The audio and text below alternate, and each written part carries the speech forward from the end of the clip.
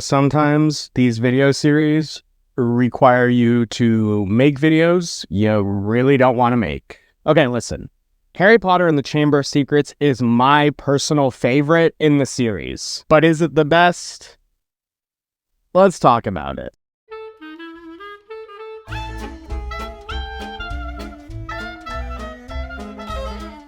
So despite finishing this book about a week and a half ago, it's taken me a while to get back into the rewriting grind because, well, Delta, I guess, is just too high-tech to fly now, and I was stranded without my recording tools for a couple days. But now that I'm back, we can finally continue my Ranking Potter series, where you guessed it, I'm rereading the Harry Potter series, giving each book a mini review and discussion, and then once I'm done with all of them, we're going to place the books into a definitive tier list to determine which Potter book ranks supreme. And while I really wanted to cheese this list and put Chamber of Secrets at the top after a reread, I don't think I can bring myself to do that. Anyway, before we get into all that, let's start with a discussion of Harry Potter and the Chamber of Secrets. What works, what doesn't work, and what argument could be made to say that this book deserves the crown as the best entry into the Harry Potter series. So Harry Potter and the Chamber of Secrets is the second entry into the series, the first of the books that I read to myself,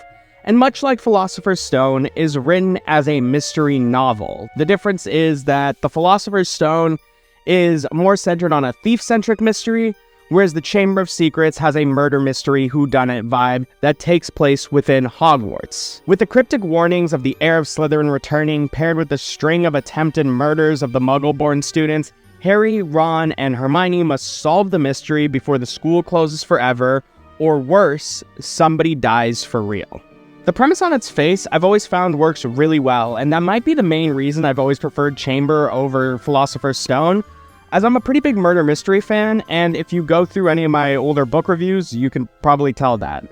That said, using a whodunit plotline twice in a row might be the thing that hurts this book the most. That and the location being locked to Hogwarts, because you see, in Philosopher's Stone, while the mystery was always the driving force in the story, there was enough going on to pad the time in the books so that it didn't drag from one key moment to the next. Harry, and by extension us, knew nothing about the wizarding world, so when Rowling diverted to the mysteries that we didn't know and introduced us things like Quidditch, dragons, the Forbidden Forest and the Centaurs, prophecies, and even the introduction of things like wizarding duels, we were engaged in all of it because we didn't know anything and we wanted to learn more. Unfortunately, Chamber of Secrets doesn't have that buffer because we know all of it from Philosopher's Stone. That's not to say we get nothing in terms of subplots, the Death Day party, the mystery of Dobby, learning that Lockhart is a fraud, the whole Percy Weasley being a red herring plotline. All of those are far from bad, but they make the pacing of the book suffer overall, as it feels at times that Rowling is reaching for ways to extend the page time. After all, it's worth considering that we don't get to Hogwarts until more than 1/3 of the way through Philosopher's Stone. We spend more time with the Dursleys and getting to explore Gringotts and the rest of Diagon Alley, which, importantly, allows the pacing of the Stones mystery to move faster upon arriving to Hogwarts. Overall, the main issue that Chamber of Secrets faces is pacing, and the new information it brings into the reader's view is a big step down from the way Rowling built her world in Book 1. And most unfortunately, we see that the trend of Gryffindor being the good guy house and Slytherin being the worst, and Hufflepuff and Ravenclaw just being happy to be there getting participation trophies, is going to continue throughout this series. My last critique is also that there's still a surprising lack of magic displayed by Harry throughout the series so far, especially in the final confrontation with Riddle and the Basilisk, which again, I felt was over a bit too quickly. Even when I was reading it, I paused and audibly said, this fight is way shorter than I remember. And again, obviously the Sword of Gryffindor goes on to have major plot importance, and Harry's ability to pull the sword in general is important to his own personal story throughout this book, but I still wanted to see some magic happening from our magical protagonist 2 books in. Alright, but taking into this book was starting to hurt my spirits, and now I get to praise it again, and firstly, from the jump, the poor treatment of Harry, courtesy of the Dursleys, is so impactful in building the kindness innate in Harry's heart throughout the series, and while I obviously don't like that a child is being abused, it always is a marvel that Rowling is able to deliver the sheer abuse that Harry goes through at a level that an 11 or 12-year-old kid reading the story for the first time wouldn't be so disturbed by it that they'd have to put the book down, but also manages not to downplay just the horrible people the Dursleys are. Like, I had completely forgotten the scene where Petunia tried to whack Harry with a cast iron pan, and when I read that, my jaw literally dropped. I was like, these people are trying to murder this kid. It is beyond just like physical abuse. If that hit, Voldemort wins. And during that time on Privet Drive, we also meet a super beloved character in Dobby, who is just so good. I love Dobby so much. And though I absolutely hate the concept of house elves in general throughout the story, it's always just, it's just wrong. And it's something I'll touch on more when we get introduced to Creature. Dobby as a character is fantastic, and his moments of freedom at the end of the series mean so much only because of how well Rowling incorporates his over-the-top behaviors, his love and admiration for Harry, and his desire to keep him safe. I also really love the fact that since the Golden Trio was really well established in the previous book, Rowling got to make their friendship excel. I particularly like the banter regarding Hermione's love of Lockhart, and the way that Ron will tease her for it, and the different interactions each of them have with each other. I mean, a conversation between Harry and Hermione sounds distinctly different from Ron and Hermione, and I think that characterization, outside of Harry himself, is something that Rowling doesn't get enough credit for with most of her characters. I also liked Harry's internal plot this book. Harry constantly battles with imposter syndrome, and I thought it was really smart the way that Rowling wove in events in the main storyline, like Harry's ability to speak Parseltongue and the warning that the heir of Slytherin had returned, with Harry doubting if he actually belonged in Gryffindor due to him having to beg the Sorting Hat not to put him in Slytherin during his, short hat stall. And that storyline culminating in Harry's pulling Godric Gryffindor's own sword from the hat, which, side note, this book also provides us with our first real bits of information regarding the founders of Hogwarts, something that I think has real future story potential, and I hope we get more about it, really just put such a good, cap on this imposter syndrome of, does Harry truly belong in Gryffindor? Because yes, only a true Gryffindor could have pulled that book, pulled that sword from the hat. And continuing with that inner struggle that Harry faces, we get to learn a lot more about who Voldemort was before he became the Dark Lord, and I find that whole dynamic between him and Harry great throughout the whole series.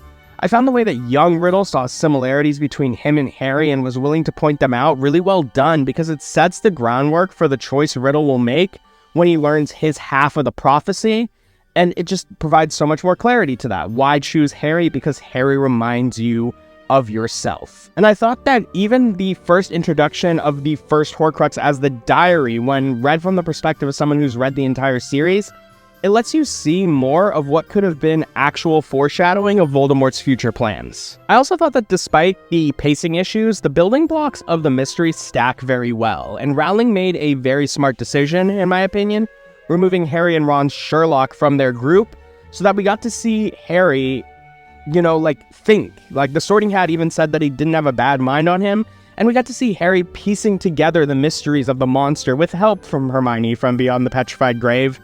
And I think that it all, it works out really well. The explanations about why nobody died, I think, were really well written. And the other cool thing was how Hagrid's expulsion was, woven into the series, or woven into this mystery as well. Because, that's introduced to us in book 1, and then it's dropped. And I like how that wasn't left a drop point, but Rowling made sure to pick it up and incorporate it into this sequel. But none of that compares to my greatest praise for this book, which is the writing of Gilderoy Lockhart. Listen, I know that people often cite him as the reason for not liking this book, and to me that's crazy.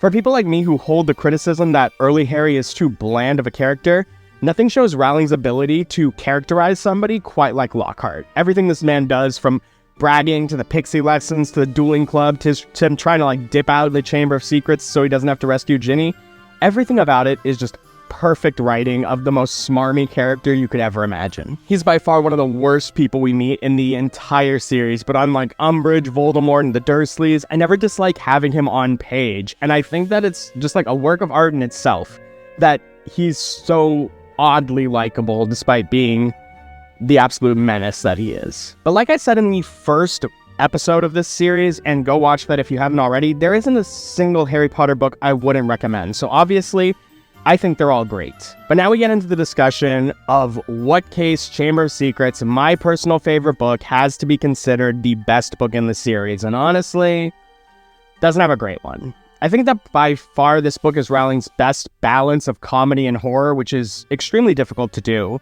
And I'd say that I enjoyed this mystery more than Philosopher's Stone. I'd also say an argument that this book has in its favor is that we get to see the inner workings of a younger Tom Riddle and see how the evil inside him existed so early, and we see how Harry and Riddle are truly mirrors of each other, which builds into the fear of Harry to Voldemort, which is an underappreciated aspect of the entire Harry Potter universe, honestly. But unfortunately, I'd say later entries into the series, such as Half-Blood Prince, do the parallel a bit better, and I do genuinely believe that this book has the best mystery and the funniest lines throughout the series written in it, and for someone like me, that might be a key reason for why it ranks so highly in your personal list. But objectively speaking, in many ways, Harry Potter and the Chamber of Secrets is a reskin of Philosopher's Stone, and while it does do some things better than the first entry, I don't think it's enough to be ranked higher than the original. Wow, this video made me sad, but it's okay, Chamber of Secrets. You'll always be my favorite. Hey there guys, Virtual Jared here for the outro, and I hope you enjoyed this video. Ranking Potter is of course the series, so if you haven't checked out my Philosopher's Stone discussion, click the video on screen now. But Harry Potter isn't all that I do here. In fact, as a big fan of anime and manga, I just started a new series called Blue Exorcist, and boy did I have some thoughts. If you want to hear them, click the other video on screen now, but whatever it is you choose to do next, I hope you have a great rest of your day. Peace.